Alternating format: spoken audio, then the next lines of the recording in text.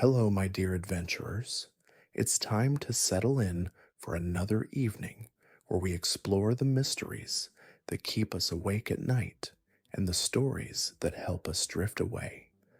Tonight, we're diving deep into what might be the most significant character revelation in Stranger Things history.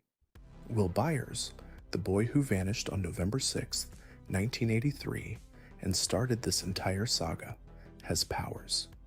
Not dormant abilities that were always there, not genetic gifts from Hawkins' lab experiments, something far more unsettling, far more connected to the darkness that's haunted him since he was 11 years old.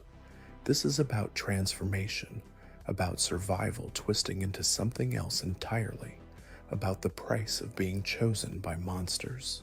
So grab your blanket and dim the lights, and let me walk you through every detail of this revelation that changes everything we thought we knew about Will Byers and the war for Hawkins. Before we begin, though, if you enjoy these deep dives into Stranger Things lore and want to support the channel so I can keep creating this content, please hit that subscribe button. It means more than you know, and it helps this small channel grow. Now let's talk about William Byers and the terrifying gift Vecna gave him. To understand what happened in episode 4 of season 5, we need to go back to where it all began. November 6th, 1983. 4 boys finishing a marathon Dungeons & Dragons campaign in a basement in Hawkins, Indiana. Will Byers pedals home on his bike, takes his usual shortcut through the woods, and encounters something that shouldn't exist, a Demogorgon hunting. He runs, hides in his shed, tries to load his father's rifle with shaking hands. The lights flicker, and then William Byers vanishes from our world entirely, pulled into a nightmare dimension that would become known as the Upside Down. For years, we knew the basics of what happened next. Will survived for a week in that hellish place, hiding in his makeshift fort called Castle Byers, communicating with his mother through Christmas lights and electricity, evading the Demogorgon through pure instinct and resourcefulness. When 11 finally found him in the void, and Joyce and Hopper pulled him from the Upside Down's version of the Hawkins library, he came back changed, traumatized, connected to that other place in ways that would haunt him through every season that followed. But season 5's opening sequence revealed something we never saw before, something that fundamentally alters our understanding of Will's story. 6 days after his disappearance, November 12th, 1983, Will is in the Upside Down, weak and terrified, singing "Should I Stay or Should I Go" to himself, that song his brother Jonathan played for him to drown out their parents' fighting. He's trying to be brave, trying to survive, when he sees something moving toward him through the ash and darkness. Not the Demogorgon this time, something worse, someone worse. Vecna, Henry Creel, 1. The creature that shaped the Upside Down itself, that commands every monster in that dimension, that had been watching, waiting, choosing. Will tries to run, but he's too weak, too small, too human. Vecna's tendrils wrap around him, bind him, lift him into the air. And then Vecna does something horrifying. He extends a tentacle-like appendage directly into Will's mouth, forcing some kind of black substance, some essence of the Upside Down itself, into the boy's body. Will chokes, struggles, can't escape. Vecna's voice, distorted and terrible, whispers words that should have told us everything. "You and I, William, we are going to do such beautiful things together." This wasn't possession like what happened in season 2 when the Mind Flayer inhabited Will's body, used him as a spy, hurt him from the inside. This was something deeper, more fundamental. This was biological alteration.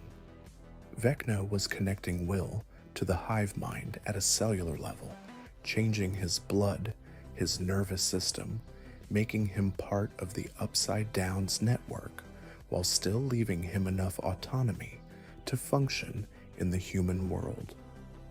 Why would Vecna do this? The answer came gradually throughout the first 4 episodes of Season 5, but the core truth is chilling in its simplicity. Vecna was experimenting. He needed to understand the limits of his power to see if he could create a bridge between his dimension and ours that wasn't just a gate, but a living person who belonged to both worlds. Will wasn't captured randomly by a hunting demogorgon. He was selected, chosen specifically because of qualities Vecna recognized: sensitivity, difference, the kind of internalized isolation that makes a mind malleable. Joyce Byers described her son as sensitive back in Season 1, and Victor Creel used the exact same word to describe his son Henry before Henry became Vecna. That parallel wasn't coincidence. It was selection criteria. For years, Will suffered the after effects of what Vecna did to him. In Season 2, the Mind Flayer possessed him fully, taking advantage of the connection Vecna had already established. Will experienced what the show called now memories, seeing through the Mind Flayer's perception, feeling its presence, knowing when it was close.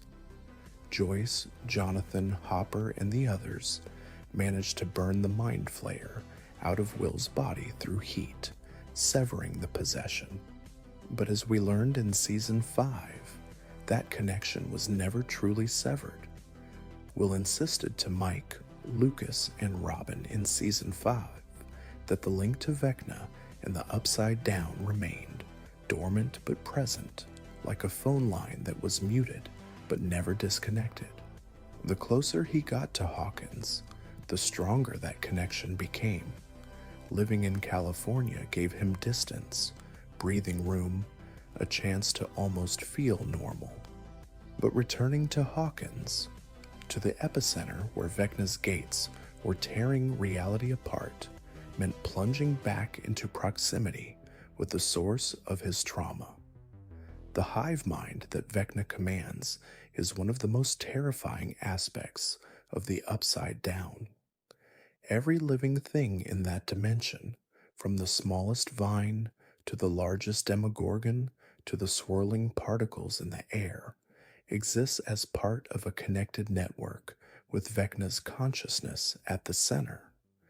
He doesn't just command these creatures, he experiences through them, sees what they see, knows what they know. When someone damages a vine in one location, the entire network feels it. When a demogorgon hunts, Vecna watches through its eyes. It's omniscience of a sort, limited to his domain but absolute within it.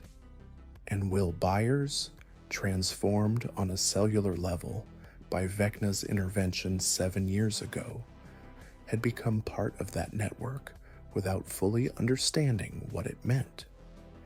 In the early episodes of Season 5, Will began experiencing visions again, flashes of perspective that weren't his own. He saw through the eyes of demogorgons. He glimpsed the children Vecna was collecting, the 12 that Vecna needed to complete his plan to merge the Upside Down with the human world. These visions terrified Will because they felt like the beginning of another possession, another loss of self. He was afraid that Vecna was reaching through the hive mind to take control of him again, to turn him into a puppet. And who could blame him for that fear? He'd lived through it before. He knew what it felt like to be a passenger in his own body. But Robin Buckley, of all people, helped Will understand that what he was experiencing wasn't possession, it was perception. During their conversations in Season 5's early episodes, Robin theorized that Will might be acting like a receiver, picking up signals from Vecna's hive mind the way a radio picks up stations when the signal is strong enough. The closer Will was to the Upside Down's influence in Hawkins, the stronger the reception became. He wasn't being controlled. He was eavesdropping, watching through windows into Vecna's operations that Vecna might not have realized were open. This was valuable intelligence. When Holly Wheeler was taken by a Demogorgon, Will sensed it happening because he saw it through the hive mind's perspective. He knew where Vecna was positioning his forces, what the children in Vecna's lair were experiencing when attacks were coming. It gave the group an edge they desperately needed. But it was also exhausting, disorienting, painful. Will was carrying trauma from being taken as a child, from being possessed, from years of feeling different and broken and wrong. Now he was being forced to maintain a connection to the source of all that pain. Robin understood what Will was going through in ways that others couldn't. Not the supernatural aspects, obviously, but the feeling of being different, of not fitting in, of carrying a truth about yourself that makes you feel isolated from the people around you. Robin came out as gay to Steve in Season 3, a moment of vulnerability and fear that transformed into acceptance and friendship. She's been navigating her identity in the 1980s, in small-town Indiana, where homophobia wasn't just casual prejudice, but woven into the social fabric.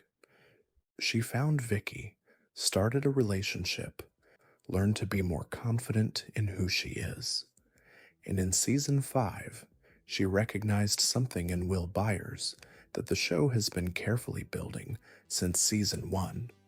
Will is gay. He's been in love with his best friend Mike for years.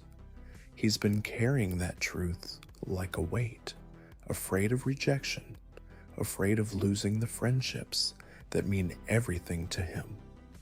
The hospital scene where Will sees Robin and Vicky kissing became a turning point.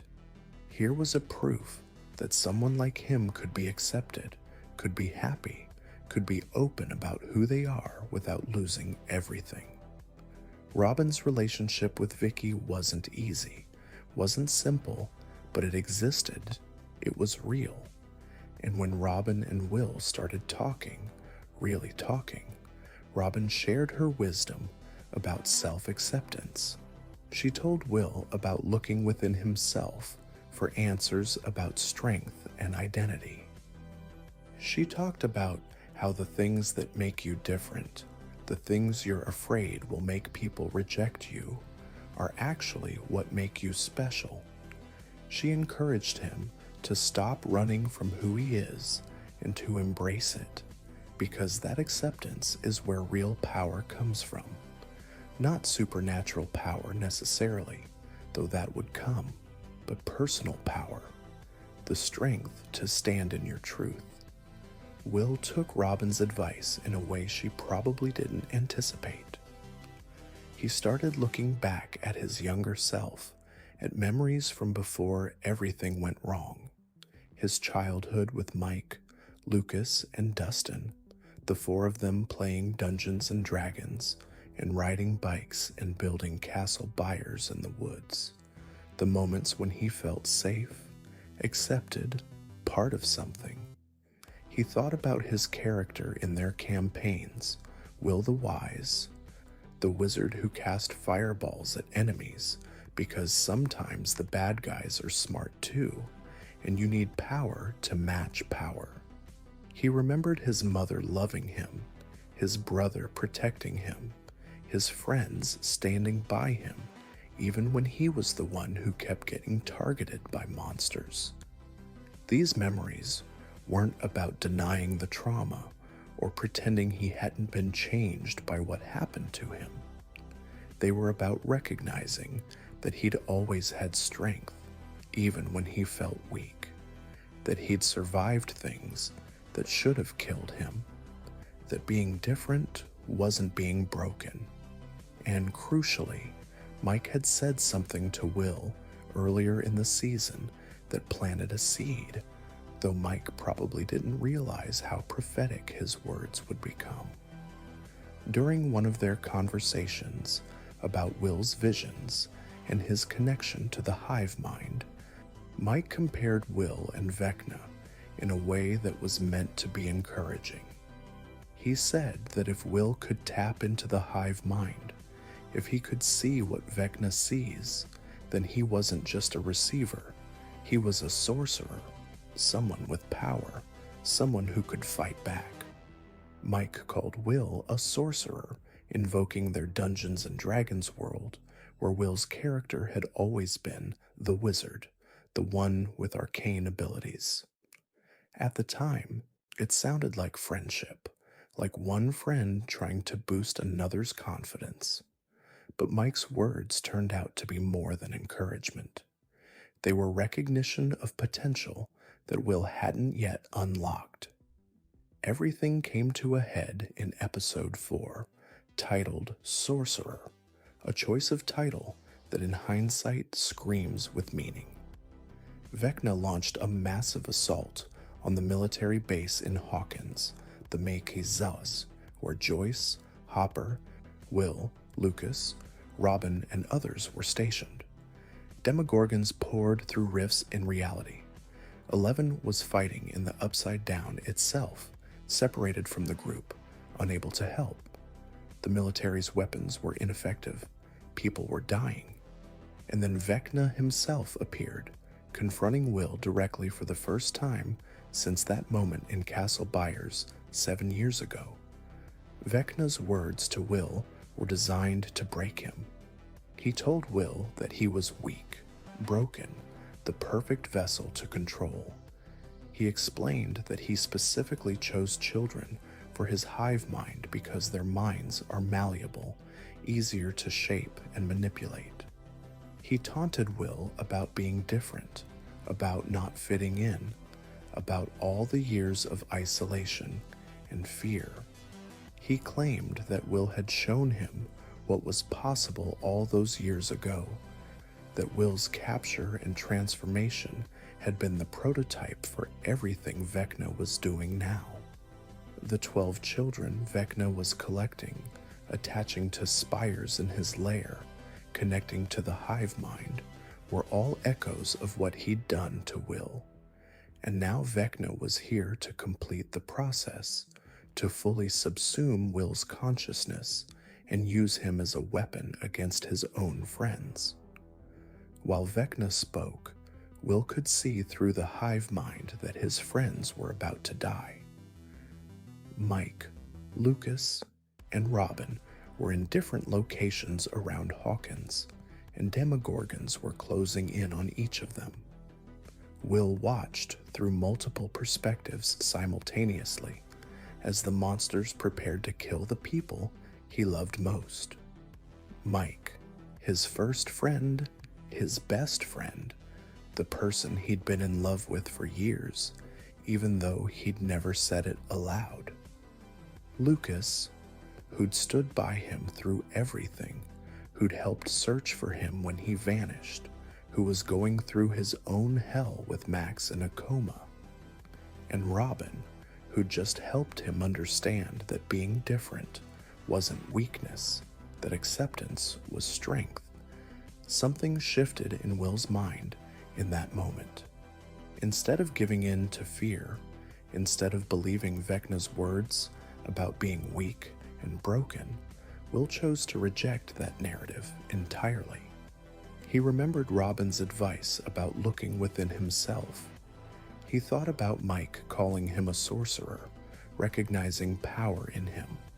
He pulled up every happy memory he had, every moment of friendship and love and acceptance.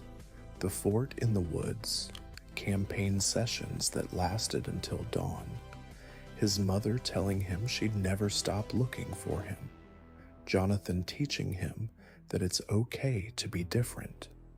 All of it flooded through him, not as an escape from reality, but as a foundation, proof that he'd survived worse than this, that he was stronger than Vecna understood. And then Will did something that shocked everyone, maybe including himself. His eyes turned white, exactly like Vecna's eyes, like Eleven's eyes when she uses her powers. Through the hive mind connection that Vecna had forced on him 7 years ago, Will reached out and took control. Not just passive observation anymore, active command. He felt the demogorgons that were about to kill Mike, Lucas, and Robin. He felt them through the network that connected all of Vecna's creatures, and he stopped them, froze them mid-attack in 3 different locations simultaneously. Then, using power that mirrored Vecna's own abilities, Will snap their limbs, broke their bodies with telekinetic force that looked exactly like the technique Vecna had used on his victims throughout Season 4. The brutal precision of it, the way the Demogorgon's bones cracked and twisted, was identical to what Vecna did to Max and his other victims when he killed them. The Demogorgons died. Mike, Lucas, and Robin survived. And Will Byers stood there, nose bleeding from the exertion, looking more powerful and more terrified than we'd ever seen him. The nosebleed was significant.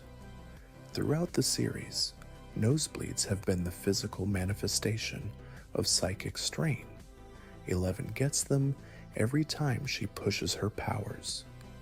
The numbered children in Hawkins' lab got them during training.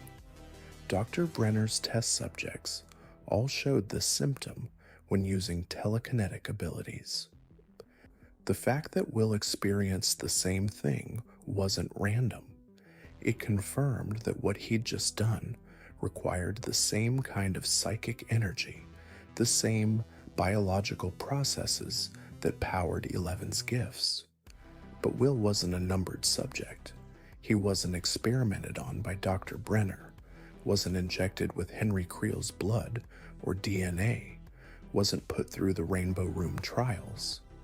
His powers came from a different source entirely.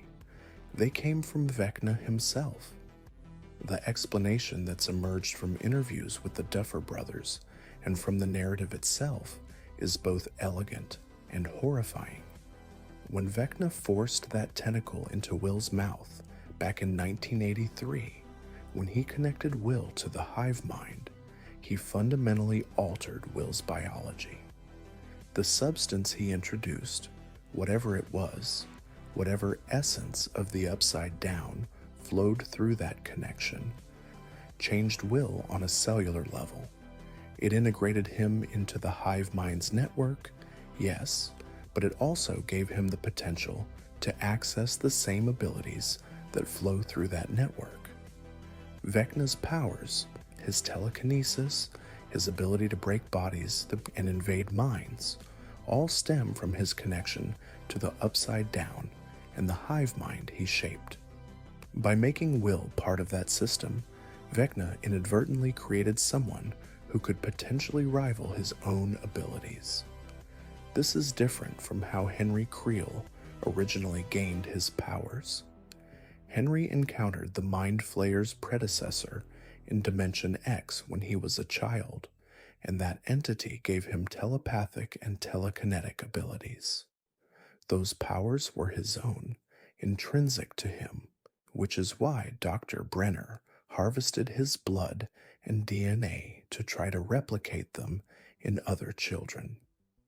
Vecna's abilities now, after his transformation in the Upside Down, are amplified versions of those original gifts, enhanced by his fusion with that dimension.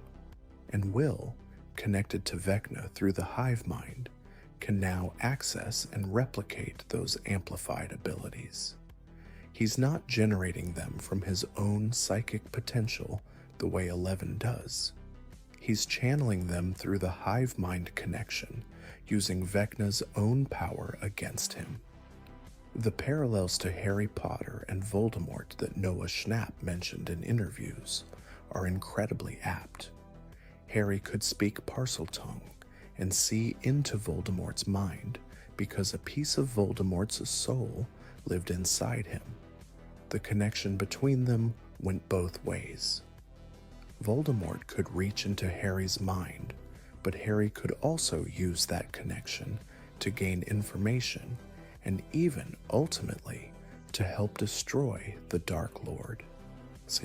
Will and Vecna have a similar dynamic. Vecna can see through Will's eyes when he wants to, can sense Will's location and emotional state.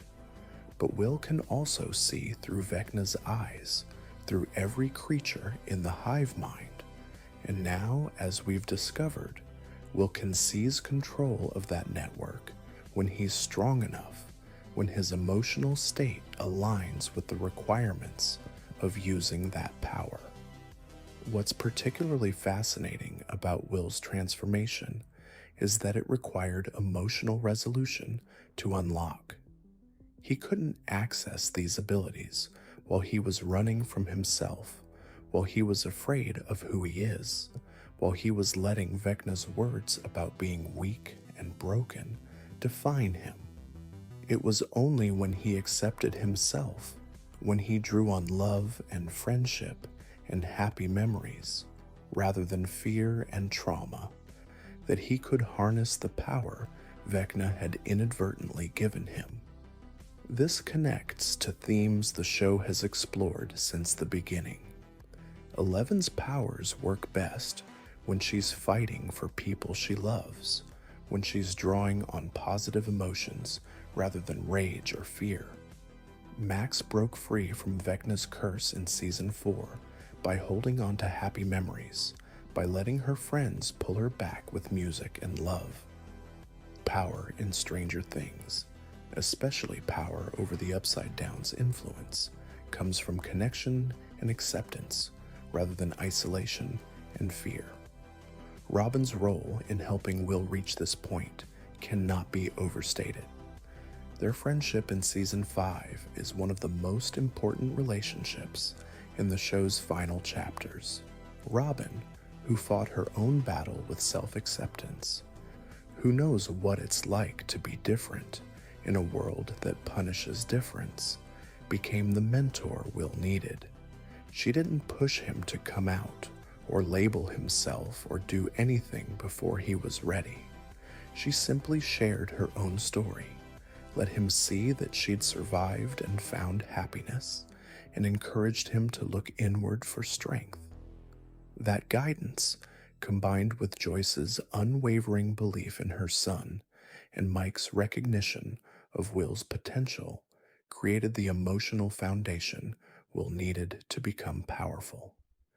Joyce's scene with Will, where she encourages him to go find Vecna and trusts him to be strong enough and smart enough to face that danger, represents a massive shift in their relationship. Joyce has always been the fierce protector, the mother who would tear apart dimensions to save her child. For her to let go, to trust that Will is capable of facing Vecna, required her to see him not as the scared boy who vanished, but as the survivor who came back and kept surviving through everything the Upside Down threw at him. Winona Ryder spoke about this scene in interviews, mentioning how meaningful it was to her as an actor and to the character's dynamic. It's Joyce finally recognizing that Will isn't fragile. He's been forged by trauma into something stronger than any of them realized. The Duffer Brothers have been planning this revelation for years, possibly since the beginning. They've mentioned in multiple interviews that Will was always meant to be central to the endgame, that Season 5 needed to bring the story full circle to the boy who vanished in the pilot episode. They've dropped hints throughout the series. Will's Dungeons and Dragons character is a wizard, someone who wields arcane power. He drew pictures as a child of Will the Wise, shooting fireballs at enemies. His mother described him as sensitive, the same word used for Henry Creel. His connection to the Upside Down has been more persistent and more intimate than anyone else's. He survived a week in that dimension when others died in hours. The Mind Flayer chose him specifically to possess. He's remained connected to the hive mind, even after that possession was supposedly broken. All of these details pointed toward Will having a larger role to play, a significance beyond being the MacGuffin of Season 1. The title of Episode 4, Sorcerer, wasn't just about Will's powers manifesting. It was about Will stepping into an identity he'd been building toward for the entire series. In Dungeons and Dragons, a sorcerer's powers come from within, from their bloodline, or from exposure to magical forces. They don't study spells like wizards. They channel power that's become part of them. Will the Wise was always meant to be a wizard in their campaigns, but William Byers, in reality, has become a sorcerer, someone whose connection to supernatural forces has fundamentally altered who he is. That distinction matters. Will didn't ask for this power. He didn't study or train for it. It was forced on him by Vecna, and now he's learning to wield it. The implications for the rest of Season 5 are staggering. As Gaetan Matarazzo said in interviews, the group now essentially has two 11s. 11 remains the most powerful psychic they have, and her abilities have grown considerably. She can fly now, can snap necks with her mind, can do things we've never seen before. But Will, accessing power through the hive mind connection, can potentially do things 11 can't. He can see what Vecna sees. He can track the Demogorgons and other creatures. He can potentially turn Vecna's own forces against him. And most importantly, Will might be the key to defeating Vecna permanently, because he's connected to Vecna in a way that 11 isn't. Vecna's plan involves collecting 12 children and connecting them to his hive mind through spires in the Upside Down. Will was the prototype, the first experiment that showed Vecna this was possible. Holly Wheeler is now one of these 12. Max's consciousness might be trapped in Vecna's mind, making her another piece of this puzzle. Vecna intends to use these 12 connected minds to complete the merger between the Upside Down and the human world, to reshape reality into his vision. But having Will on the outside, connected to the same network, but fighting against Vecna's control, creates a vulnerability in the plan. Will can sabotage from within. He can reach the other children through the hive mind, potentially free them, turn them against Vecna. He's a virus in Vecna's system, a piece of code that's gone rogue. Jamie Campbell Bower, who plays Vecna, mentioned in interviews that he was slightly frustrated when he saw Will's power reveal, not because the scene was bad, but because he approaches acting from an empathetic place where he wants his character to succeed. From Vecna's perspective, Will turning his own abilities against him, using the hive mind as a weapon, represents a fundamental failure.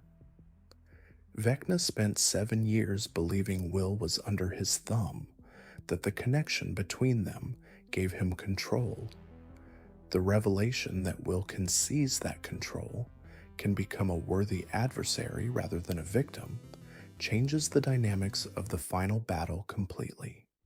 Kaylee's return in Episode 4 adds another layer to this. Kali, also known as 8, has the power to create illusions. She's another numbered subject from Hawkins' lab, another person whose abilities stem from Henry Creel's blood. The military has been holding her, presumably to weaponize her powers. If Kaylee joins forces with Will and Eleven, the group suddenly has three people with supernatural abilities working in concert. Kaylee's illusions could confuse Vecna and his creatures. Eleven's raw power can destroy them, and Will's connection to the hive mind can coordinate their efforts, letting them know where Vecna is, what he's planning when he's vulnerable. It's a combination that might actually be enough to win this war. The fan theories about Will's powers before Season 5's release were surprisingly close to the truth in some ways and wildly off in others. Many fans speculated that Will had dormant abilities that would awaken, possibly because he'd been a secret test subject at Hawkins' lab, or because he had some innate psychic potential. The Soteria chip theory, which suggested that Will had been implanted with the same power-suppressing device that controlled Henry Creel, was popular but turned out to be wrong. Will's powers don't need to be unlocked by removing an inhibitor. They needed to be unlocked by emotional and psychological readiness. Some fans guessed that Will's connection to the Upside Down would become a weapon he could use against Vecna, which was spot on. And the idea that Will would be crucial to the final battle, that his role would come full circle from being the victim in Episode 1 to being a hero in the finale, was something the fan community largely agreed on, even if they didn't know the specifics. What makes this revelation so satisfying is that it doesn't come out of nowhere. The show has been building toward it meticulously. Will's entire arc has been about trauma and survival, about being changed by terrible experiences and finding ways to keep going. His connection to the Upside Down has been the most intimate and sustained of any character. He's the only person who's been both trapped in that dimension for an extended period and possessed by its primary evil force and lived to tell about it. He's been the emotional heart of the series in many ways, the character whose suffering and resilience have driven so much of the plot.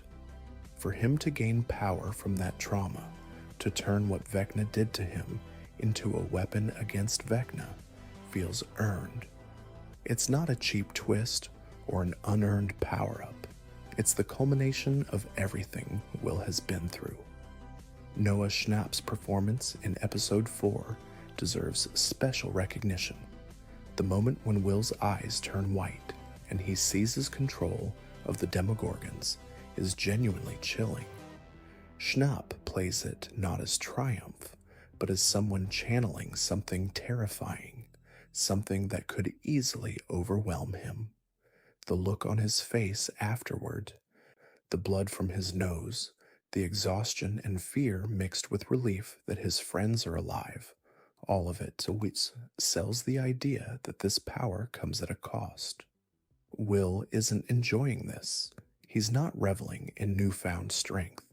He's doing what needs to be done to protect the people he loves, even though it means embracing a connection to Vecna that he's been trying to escape for years. The Duffer Brothers described Will's journey in Season 5 as being about becoming a fully formed version of himself, about accepting who he is completely before he can harness his powers. This ties Will's supernatural abilities directly to his personal journey of self-acceptance regarding his sexuality. The show has been gradually, carefully building toward Will coming to terms with being gay and being in love with Mike. In Season 5, that journey accelerates. Will sees Robin and Vicky's relationship, He has conversations with Robin about finding yourself and accepting what makes you different. He draws strength from memories of his friendship with Mike, memories that are clearly more than platonic from Will's perspective, even if Mike doesn't realize it yet. And when Vecna tries to break him by calling him weak and broken, Will rejects that narrative by embracing everything about himself, including the parts he's been afraid to acknowledge. This isn't the show saying that being gay gives you superpowers, obviously. It's saying that self-acceptance, wholeness, being at peace with who you are, that's where real strength comes from. And in a show where supernatural powers are metaphors for trauma and resilience, where Eleven's abilities are tied to her emotional state and her connections to others, having Will's powers unlock through self-acceptance makes thematic sense. He's spent so long feeling like he doesn't belong, like there's something wrong with him. Vecna tried to use that against him, to convince him he was broken. But Will realized that being different, being sensitive, being queer, those aren't weaknesses. They're part of who he is. And once he accepted that completely, the power Vecna had tried to use to control him became a power Will could wield himself. The question now is what Will does with these abilities in volumes 2 and 3. The first 4 episodes of season 5 gave us the revelation and showed Will using his powers in a moment of crisis, but mastering them, learning their limits and possibilities, figuring out how to use them strategically against Vecna. That's all still to come. Will might develop additional abilities as he becomes more comfortable with the hive mind connection. He might learn to not just see through Vecna's eyes, but to invade his mind the way Vecna invades his victims' minds. He might be able to free Max and the other children from Vecna's control by reaching them through the network. He might even be able to reshape aspects of the Upside Down itself if his connection to that dimension is strong enough. But there's also danger in Will using these powers. Every time he channels them, every time he taps into the hive mind, he's opening himself up to Vecna's influence. The connection is two-way. If Will can reach through it to attack Vecna, Vecna can reach through it to attack Will. We've already seen how brutal Vecna's mental assaults can be. His curse trapped Max in her worst memories and nearly killed her. His psychological torture of Nancy showed her visions of everyone she loves dying. If Vecna decides to focus his full attention on Will, to try to reclaim control of him, or to break him through psychological warfare, Will might not have the defenses to resist. Using his powers means walking a tightrope between wielding Vecna's abilities and being overwhelmed by them. The Duffer Brothers have confirmed that Season 5 gets darker before it finds any resolution. Characters are going to die. The stakes are higher than they've ever been.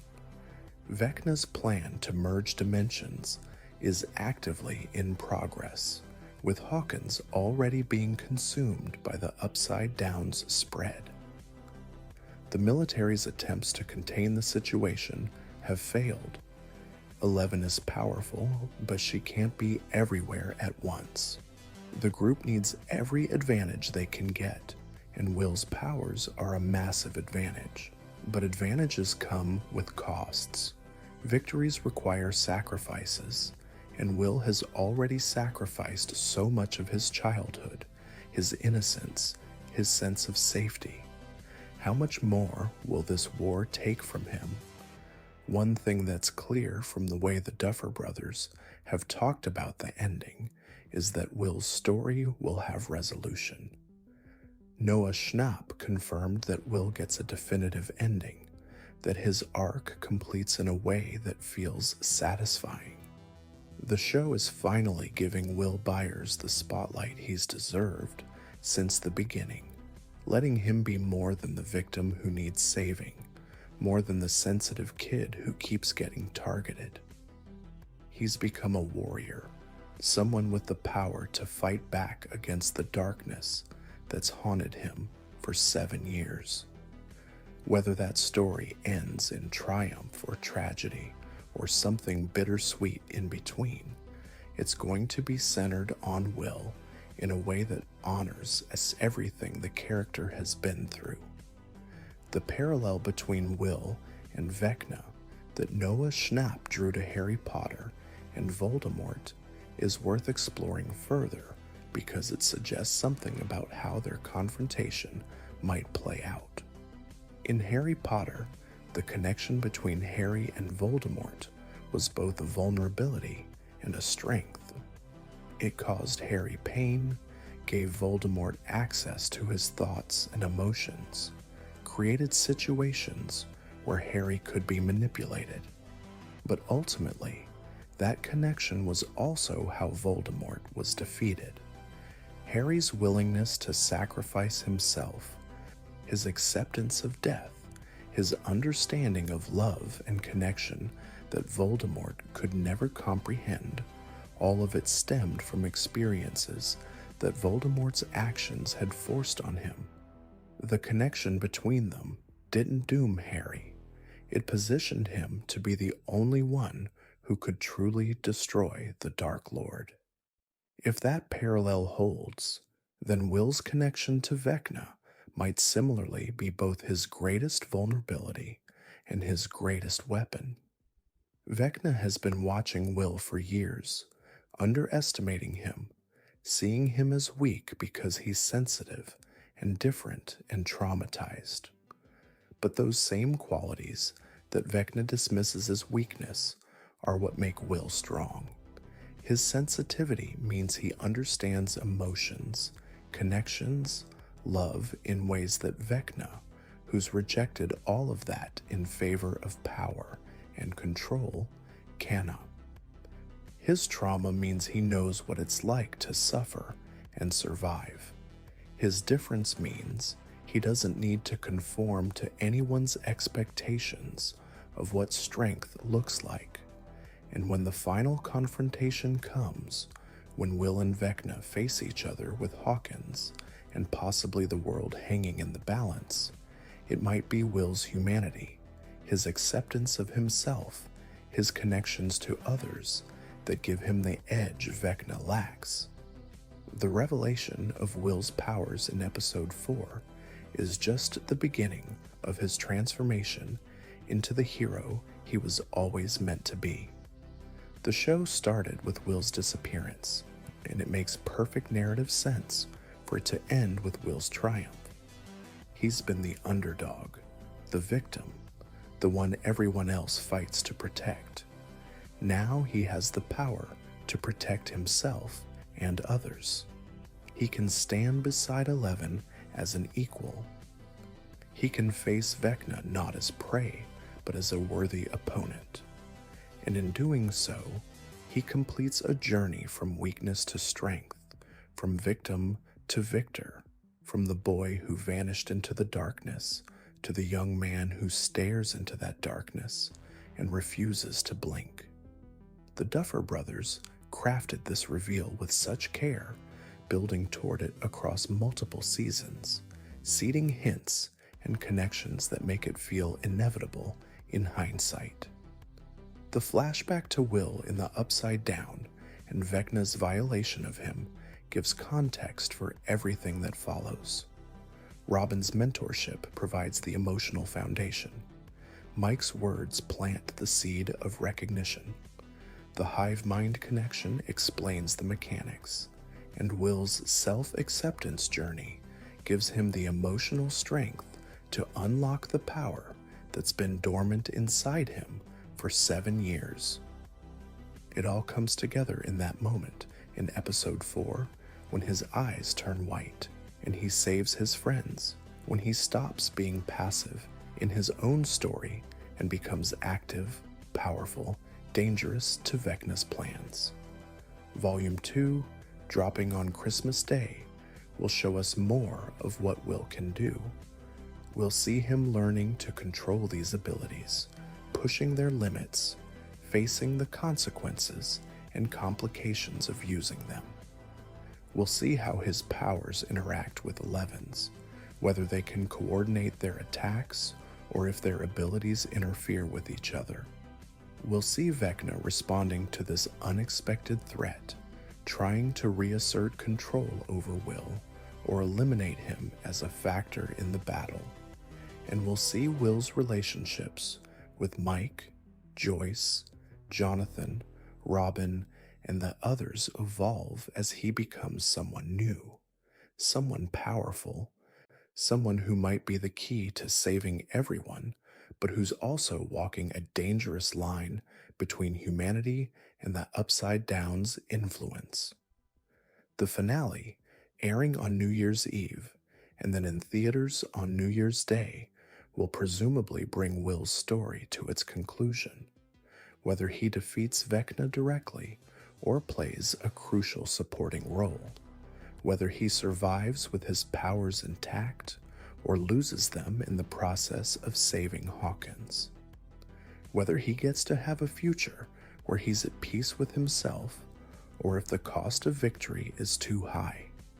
All of that remains to be seen, but what we know now is that William Byers, the boy who vanished on a November night in 1983, the sensitive kid who everyone worried about, the one who kept getting targeted and traumatized and pushed to the edge, has become one of the most powerful players in the war for Hawkins.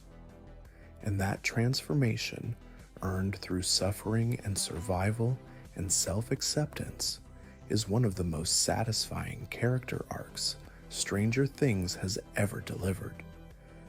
So as you drift off tonight, think about Will standing there with white eyes and blood on his lip, having just saved his friends by channeling the power of his worst enemy. Think about the journey that brought him to that moment, all the pain and fear and isolation transformed into strength. Think about what it means to take something that was meant to break you and turn it into a weapon, because that's what Will Byers has done. He's taken Vecna's violation, the thing that was supposed to make him controllable and weak, and he's turned it into the power to fight back. He's become the sorcerer Mike always knew he could be. And in volumes 2 and 3, we're going to see exactly what a sorcerer with Vecna's abilities and a hero's heart can accomplish. Before we end, I want to say thank you for being here, for listening to these deep dives, for supporting this channel. If you enjoyed this exploration of Will's powers and you want to see more content like this, please consider subscribing. Hit that button, turn on notifications, leave a comment telling me what you thought about this twist. Subscriber growth means everything for a small channel like this, and your support makes it possible for me to keep creating these long-form analyses.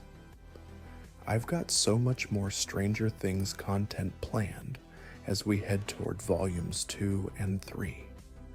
Character deep dives, theory explorations, scene breakdowns, all of it designed to be the kind of content you can fall asleep to while still engaging your mind with the mysteries of the show. So stick around. There's plenty more to come. And with that, my dear adventurers, it's time to let the night take you. May your dreams be filled with magic and courage, with friendships that last through darkness, with the knowledge that sometimes the things that make us different are exactly what make us powerful. Will Byers learned that lesson in the most terrifying way imaginable, and he's going to use it to save his world. Sleep well, and I'll see you in the next one. Good night.